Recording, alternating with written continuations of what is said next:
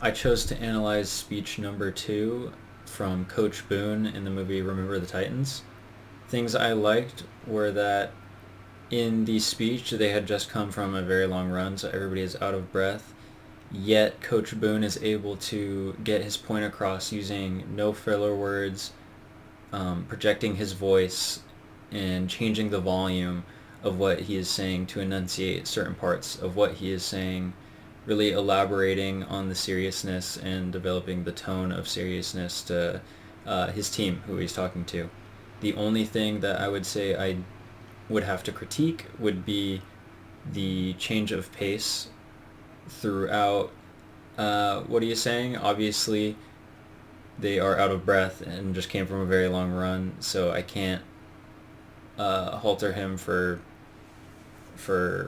having to pause for a second to say certain words, but at the same time, it doesn't give the same effect as a speech that just flows really nicely. He does have to pause every once in a while and think about what he's saying.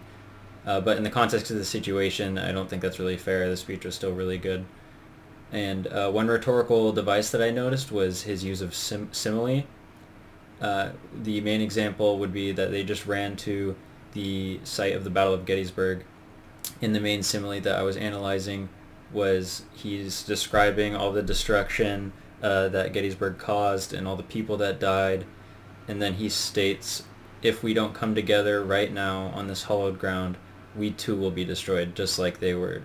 The comparison of all that destruction to we will be destroyed just like they were, just like saying that his team, if they don't come together, they will eventually fall apart and just not function as a team.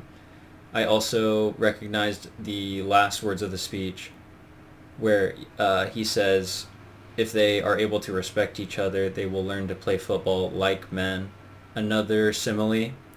This one implies that, from not watching the movie, it implies that previously they have childlike or immature tendencies, really just letting their emotions get the better of them, and that he's just really trying to get the point across that through respect for one another, they can play the game like men, just better, more mature, able to see through the mind fog of just emotion taking the better of them, being immature.